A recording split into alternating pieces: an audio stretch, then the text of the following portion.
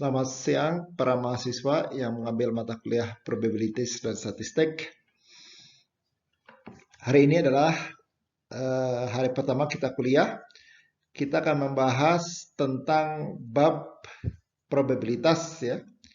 Materi yang akan kita bahas hari ini adalah ruang sampel, kejadian, peluang dari suatu kejadian, aturan penjumlahan peluang, peluang bersyarat.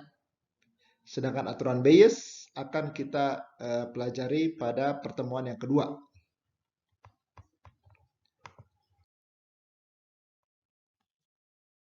Baik, ada istilah yang namanya ruang sampel. Ya. Definisi ruang sampel adalah kumpulan dari semua kejadian dari eksperimen statistik. Ya. Biasanya dinotasikan dengan simbol S. Ya. Contoh, suatu eksperimen melempar koin, ya. Kemudian koin itu tahu ya, koin itu adalah mata uang. Kemudian melempar sekali lagi. Bila yang muncul pertama adalah muka, jadi koin itu ada muka, ada belakang. Ya. Ya, jadi suatu eksperimen melempar koin, kemudian melempar sekali lagi koin tersebut bila yang muncul pertama adalah muka. Tapi jika yang muncul belakangan atau yang kedua itu adalah belakang, ya, maka akan diteruskan dengan melempar dadu. Nah, maka ruang sampelnya adalah ya itu seluruh kejadian yang mungkin terjadi, ya. Jadi bisa head head itu muka head head, ya, bisa head tail. Jadi yang pertama head, yang kedua tail. Bisa tail, kemudian lempar dadu angka 1, kemudian tail angka 2, kemudian tail angka 3, kemudian tail angka 4, ya. Kemudian tail angka 5, kemudian tail angka 6. Nah, ini adalah ruang sampelnya. Tidak ada lagi kejadian yang mungkin dari kejadian ini, ya kan? Nah, diagram pohon untuk mengidentifikasikan ruang sampel itu adalah seperti ini ya. Jadi tadi ya. Jadi kemungkinan pertama itu adalah head atau tail. Kemungkinan yang kedua setelah head itu lempar koin lagi. Kemungkinan yang kedua adalah head atau tail lagi. Tapi kalau yang pertama munculnya tail, maka kemungkinan yang kedua kita melempar dadu. 1, 2, 3, 4, 5, atau 6. Jadi kejadiannya adalah HH, HT, T1, T2, T3, T4, T5, atau T6. Nah, ada istilah yang namanya kejadian. Nah, definisinya kejadian adalah subset dari ruang sampel, yaitu suatu kejadian dengan kondisi tertentu. Sebagai contoh, diberikan suatu ruang sampel, nah ini ruang sampel atau ruang semesta, S adalah T, di mana T-nya lebih besar atau sama dengan 0. Di mana T adalah umur dalam satuan tahun suatu komponen elektronik. Ya. Nah, suatu kejadian A adalah umur komponen yang kurang dari 5 tahun. Atau dituliskan A itu adalah T, di mana T-nya antara 0 sampai 5. Nah, maka kejadian A, jadi kejadian A itu merupakan subset dari ruang sampel. Karena kejadian T, di mana umurnya itu adalah antara 0 sampai 5, itu adalah subset dari kejadian S, di mana T-nya umurnya lebih besar atau sama dengan 0.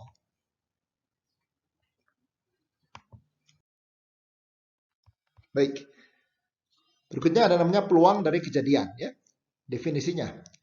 Peluang dari satu kejadian A itu adalah jumlah dari bobot semua titik sampel dalam A, sehingga probability dari A, ya, probability-nya itu adalah antara 0 dan sampai 1.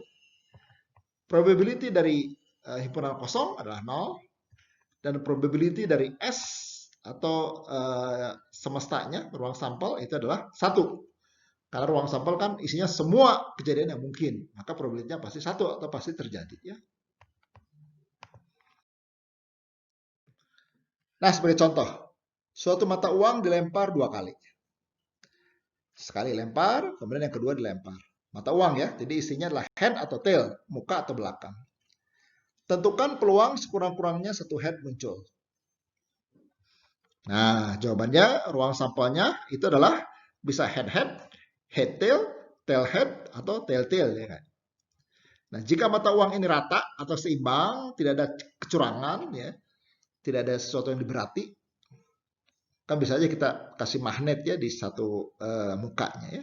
Tapi ini tidak, maka peluangnya akan sama ya. Jadi masing-masing seperempat. Nah, jika A adalah kejadian di mana yang pertama muncul itu adalah ini ya. Jadi kejadian A itu adalah HH, HT, TH ya. Maka peluang dari A, nah karena ada 3 titik sampel di situ, maka kejadian peluangnya adalah tinggal seperempat ditambah seperempat ditambah seperempat. Jadi sama dengan 3/4. Nah, ada yang namanya aturan penjumlahan ya.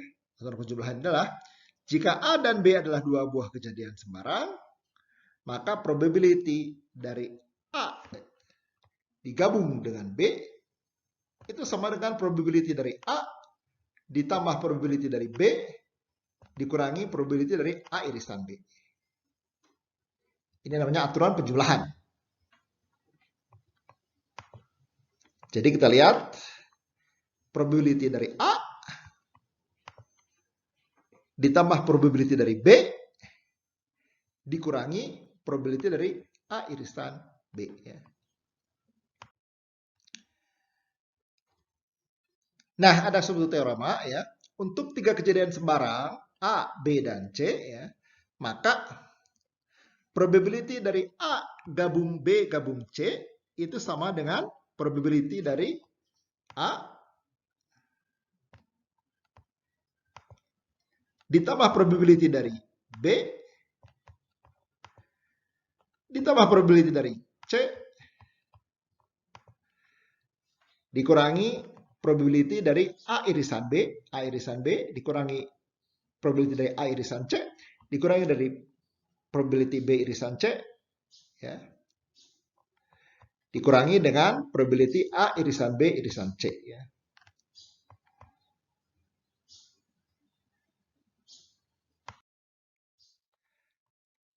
Akibatnya, jika A dan B saling lepas atau mutually eksklusif, maka pastilah probability A irisan B sama dengan probability A ditambah dengan probability dari B.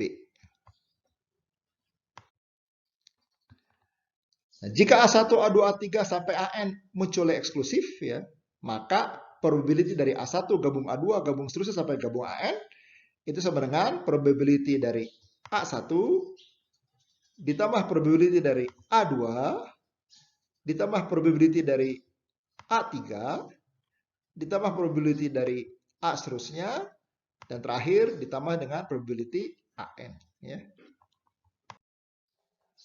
Sebagai contoh ada satu peristiwa seorang mahasiswa Joni namanya lulus dari suatu universitas. Setelah ia mengikuti wawancara penerimaan karyawan pada 2 perusahaan, ia melakukan penilaian sendirinya. Peluang diterima perusahaan A, probability-nya adalah 0,8. Peluang diterima perusahaan B, probability-nya adalah 0,6. Peluang diterima keduanya, probability A irisan B itu sama dengan 0,5. Berapakah peluang diterima sekurang-kurangnya satu perusahaan?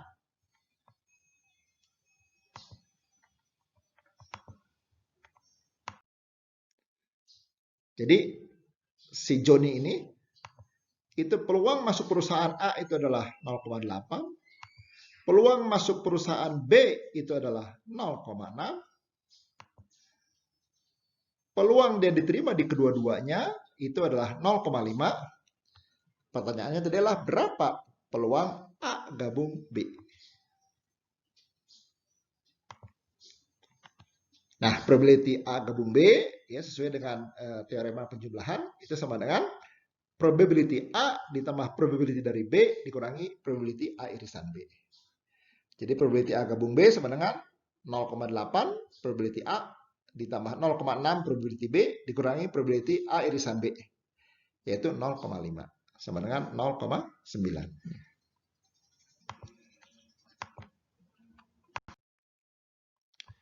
Baik, contoh yang lain. Berapa peluang memperoleh jumlah 7 atau 11 jika sepasang dadu dilempar? Ya, jadi 2 buah dadu itu dilempar. Berapa peluangnya? Jumlah dari 2 dadu itu 7 atau 11. Jawabnya, pelemparan sepasang dadu mempunyai 36 titik sampel ya. 11, 12, 13 dan seterusnya sampai 16, 21, 22, 23 dan seterusnya sampai 26 sampai 6,6. Nah, A kita simbolkan sebagai A itu adalah kejadian munculnya jumlah 7 ya. Ada berapa titik sampel? Yaitu pasti ada 6 titik sampel ya. Itu 16, berapa lagi? 25, 34. Kemudian berapa lagi? 25 ya. Kemudian berapa lagi? 61 ya. Jadi ada 6 titik sampel. Kemudian kejadian B adalah kejadian munculnya jumlah 11. Ada 2 titik sampel saja, itu 56 atau 65 ya. Nggak ada mungkin yang lain. Nah, kejadian A dan B saling lepas ya. Karena dalam satu lemparan tidak ada yang muncul jumlah 7 dan 11 bersamaan ya. Pasti nggak mungkin ya seperti itu. Maka probability A gabung B ya adalah probability A ditambah probability B. Jadi 1/6 ditambah 1/18 ya. Itu sama dengan 2/9 ya. Nah, ada sebuah teorema, jika A dan A aksen adalah dua kejadian saling komplement, maka probability A ditambah probability A aksen itu sama dengan 1 ya. Karena A dan komplemennya itu menjadi ruang sampel ya, menjadi ruang sampel atau ruang semesta ya, di mana probability-nya pasti 1 ya. Baik, berikutnya ada yang namanya peluang bersyarat ya. Peluang kejadian B terjadi jika diketahui bahwa kejadian A telah terjadi ya, disebut peluang bersyarat. Notasinya ya adalah seperti ini ya. P dalam kurung B garis tegak A kurung tutup. Ini artinya peluang B jika A terjadi. Ya. Artinya menghitung peluang B terjadi relatif terhadap kejadian A yang semula ya. Peluang A dan B terjadi relatif terhadap peluang sampel S ya. Nah, hitung dulu peluang baru A proporsional dengan peluang semula A sehingga jumlahnya sama dengan 1.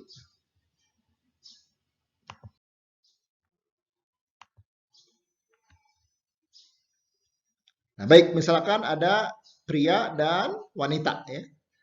Ini simbolnya ini simbol pria ya. Ini warna apa nih? Warna biru ya. Ini simbol wanita warna pink ya. Nah, wanita kan sukanya pink ya. Maka wanita itu warnanya pink. Kalau laki-laki warnanya biru.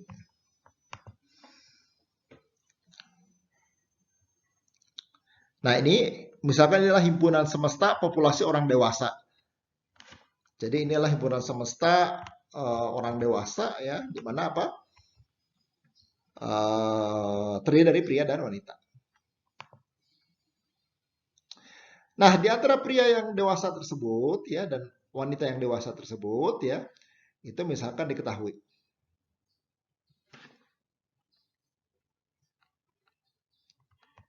Nah, ini yang biru itu apa tadi yang biru? Ini yang biru itu adalah laki-laki. Sedangkan yang pink itu adalah wanita ya, ini wanita. Nah, misalkan apa namanya? Di sini ya kita lihat ya. Nah, ada suatu kejadian ya. Ada M kejadian seorang laki-laki dipilih, E adalah kejadian seseorang terpilih bekerja. Jadi ini ya, jadi ini laki-laki ya. Di antara laki-laki ini ya, 400 di antara laki-laki ini itulah 460 bekerja. W, simbol W itu artinya work. Jadi dia sudah bekerja. Sedangkan 40 laki-laki tidak bekerja. Nggak ada simbol work-nya di sini. Yang wanita 140 wanita bekerja, 260 wanita tidak bekerja. Nah, misalkan ya kita akan mengambil ya seorang laki-laki. Dari semua ini kita akan ambil seorang laki-laki ya. Nah, kemudian seorang yang terpilih diketahui seorang yang terpilih bekerja. Jadi E adalah kejadian seorang terpilih bekerja, M adalah kejadian seorang laki-laki dipilih.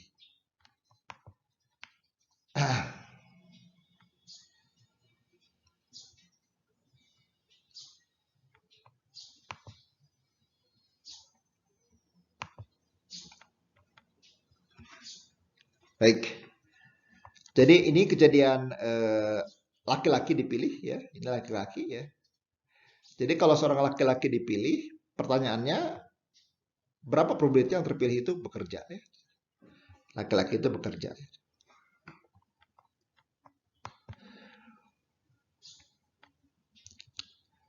Nah, jadi E itu adalah kejadian seorang terpilih bekerja ya. Nah, dengan menggunakan ruang sampel E ya. E itu adalah employed itu yang bekerja. Ada berapa orang yang bekerja?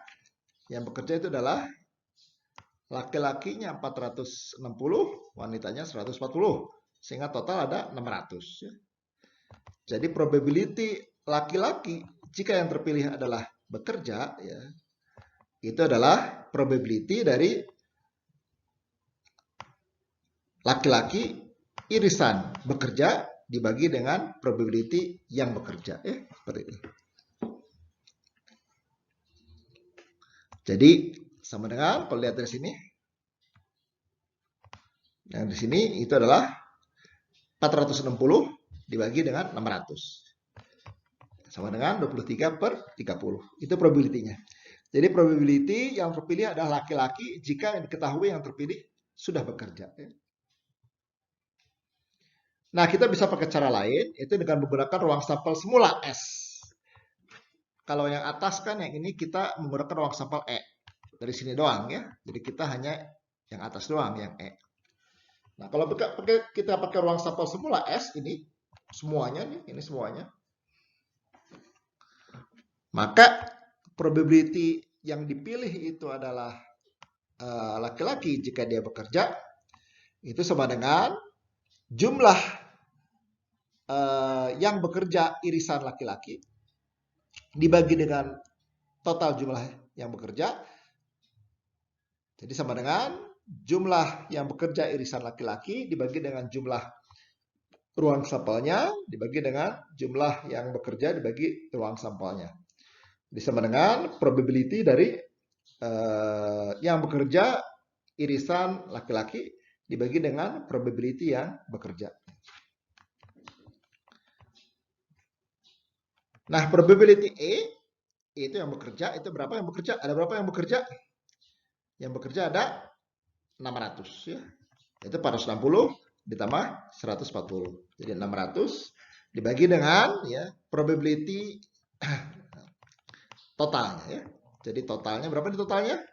Totalnya ada 900. Jadi sama dengan 2/3. Nah, probability dari yang bekerja irisan laki-laki ya, itu sama dengan mana yang bekerja dari laki-laki ini ya. Ini ada berapa nih? Ada 460. Dibagi total, semestanya berapa? 900 ya. Jadi sama dengan 460 dibagi 900 sama dengan 23/45. Maka probability yang terpilih adalah laki-laki jika diketahui bekerja adalah, kita pakai formula yang ini. Jadi 23/45 dibagi 2/3. Sama dengan 23/30. Hasilnya sama ya. Kita lihat hasilnya sama antara yang atas dan yang bawah.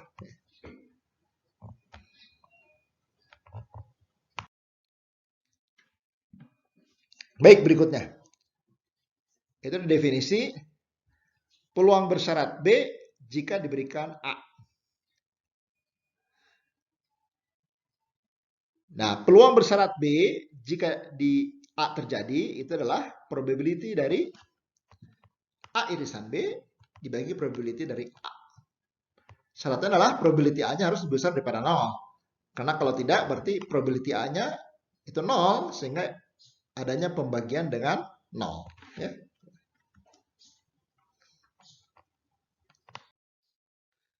Baik. Ada namanya kejadian saling bebas. Dua kejadian A dan B saling bebas atau independen jika dan hanya jika ya, probability B jika A-nya itu sama dengan probability B. Atau probability A jika B-nya itu sama dengan probability A. Maka dikatakan bahwa A dan B ya itu disebut saling bebas atau independen. Jika tidak berlaku demikian, maka A dan B disebut saling bergantung atau dependen.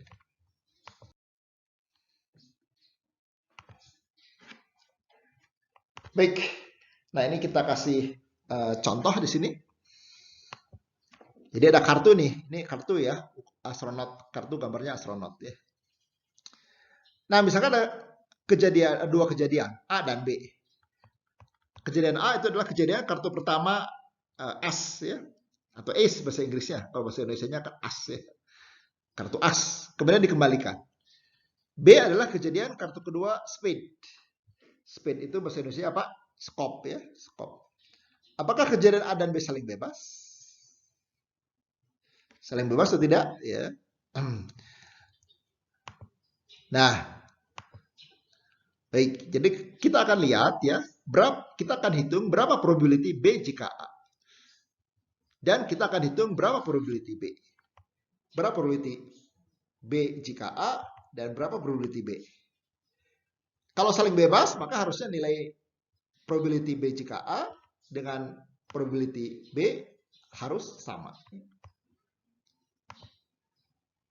Nah, sekarang kita hitung probability B jika A. Ya. Probability jika A, itu probability A irisan B. Ya. A irisan B itu apa? A itu adalah kejadian kartu pertama as, kemudian dikembalikan. Berapa probability-nya? Kartu pertama S. Kartu pertama S itu asnya kan ada 4 nih. Asnya ada 4 ya. Totalnya semua ada 52 kartu. Jadi 4 per 52. 4 per 52 dikali kartu skop. Kartu skop ada 13 ya. Kartu skop ada 13 dibagi dengan total kartu ada 52 ya. Ini probability A irisan B-nya dibagi dengan probability dari A. Probability dari A adalah tadi kejadian kartu pertama S ya. Itu adalah 4 per 52. Jadi sama dengan 1 per 52 dibagi 4 per 52. Jadi sama dengan 1/4. Nah, sudah kita hitung probability B jika A itu adalah 1/4. Sekarang kita hitung probability B. Probability B itu adalah kejadian kartunya itu adalah skop, spade ya, spade. Nah, skopnya ada 13, total kartu ada 52. Sehingga probability-nya 13 per 52 itu adalah 1/4. Nah, kita lihat bahwa probability B jika A dan probability B itu adalah sama. Karena sama, maka tentu dua kejadian itu adalah saling bebas ya. Saling bebas.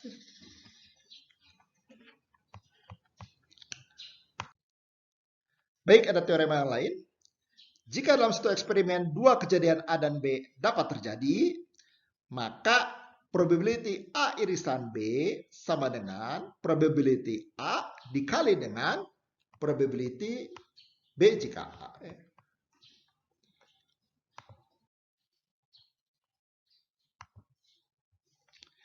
Baik, nah ini contohnya ya. Kita kasih contoh. Misalkan ada sebuah tas ya. Ada sebuah tas pertama ya. Tas pertama ini isinya adalah 4 bola putih dan 3 bola hitam. Ya. Nah, ini salah gambarnya ya. Di gambarnya ada 4 bola putih tapi 2 bola hitamnya. Harusnya adalah 3 ya. Ada 3 bola hitamnya ya. 4 bola putih, 3 bola hitam.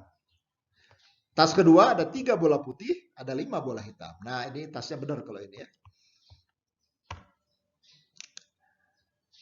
Nah, kemudian kita akan mengambil sebuah bola dari tas pertama. Kita akan ambil satu bola dari tas pertama. Saya ingin masukkan ke tas kedua. Ya, ke tas kedua.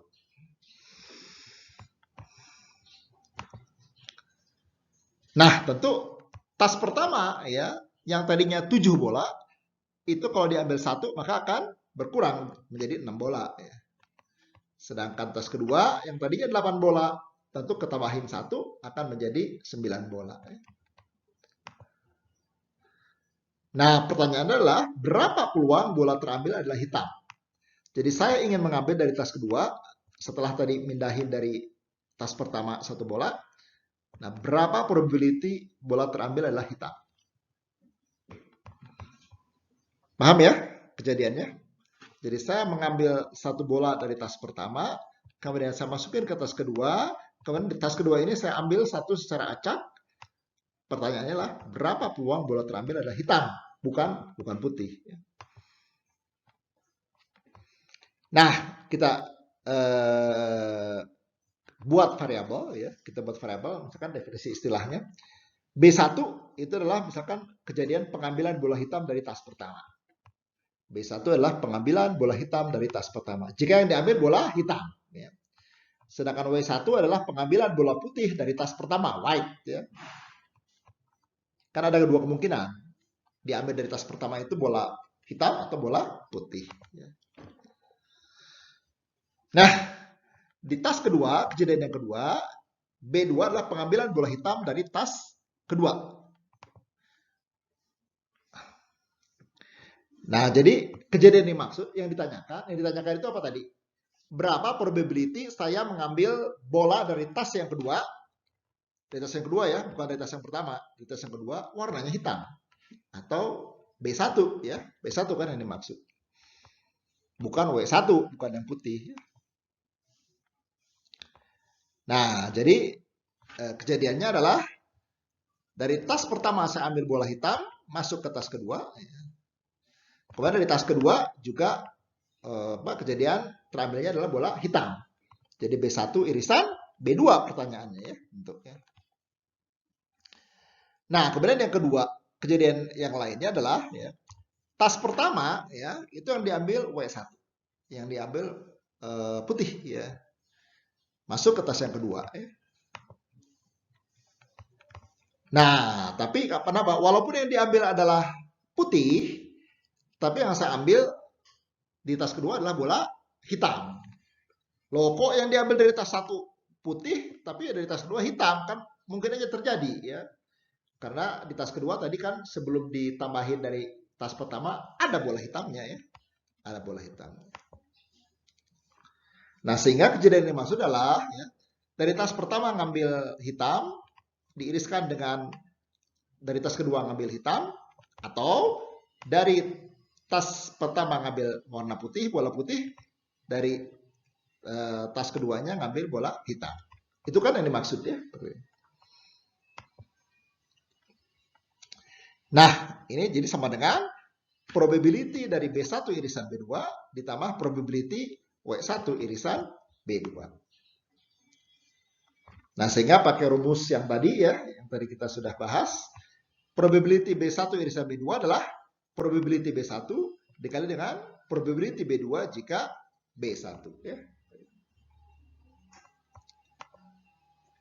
Nah, demikian juga pakai teorema yang sudah kita pelajari barusan, probability W1 irisan B2 adalah probability W1 dikali dengan probability B2 jika W1.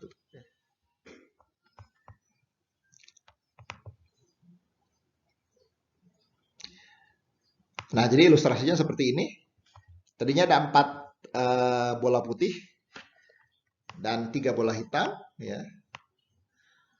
Kemudian diambil kejadiannya B1 berarti diambil apa? Diambil warna hitam. Probability diambil warna hitam adalah 3/7. Nah, kemudian di tas 2, 3 putih, 6 hitam. Ketambahin bola hitam dari tas 1. Ya.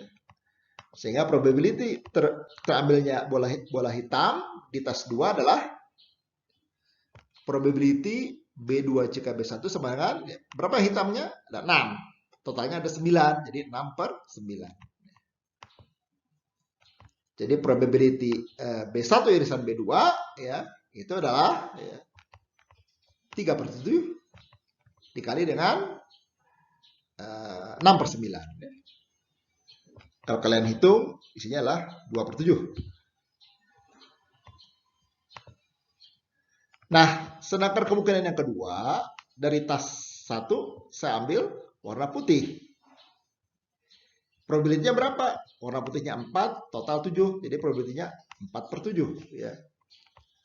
Kemudian dari tas 2, ya, ketambahan bola putih, Jadi isinya 4 bola putih dan 5 bola hitam. Nah, B2 itu artinya apa? Dari tas 2 itu diambil bola hitam. Bola hitam. Atau probability B2 jika W1 ya, itu sama bola hitamnya ada 5, total ada 9. Jadi 5/9. Nah, sehingga probability W1 ya, irisan B2 itu sama dengan, kita kalikan saja, probability W1 4/7 kali probability ini 5/9 ya. Jadi kalau kalian hitung isinya adalah 20/63 ya.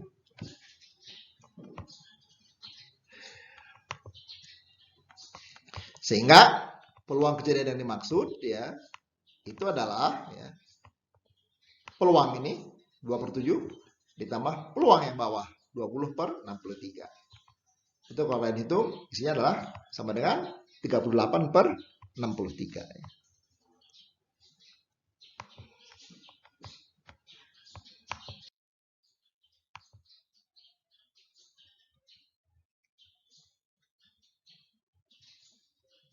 Nah, jadi kalau kita ilustrasikan lagi dalam bentuk pohon ya seperti ini ya.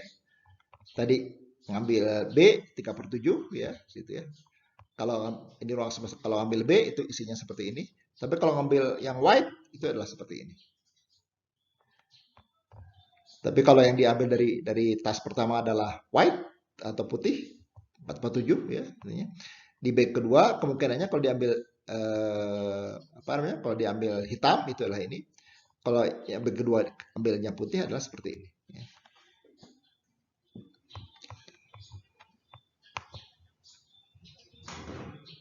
Gitu.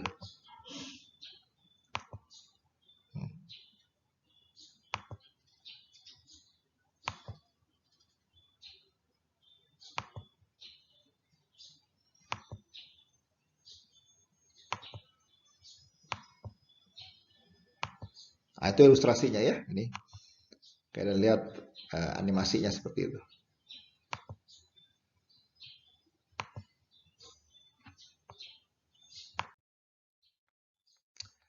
Baik, dua kejadian saling bebas jika dan hanya jika probability A irisan B itu sama dengan probability A dikali dengan probability B ya. Kalau saling bebas atau independen ya. Baik, saya kira kuliah kita hari ini sampai di sini ya. Di pertemuan kedua nanti ya kita akan mempelajari lanjutan dari materi ini tentang teorema Bayes ya. Terima kasih atas perhatiannya. Semoga sehat selalu. Selamat belajar. Assalamualaikum warahmatullahi wabarakatuh. Selamat siang semuanya.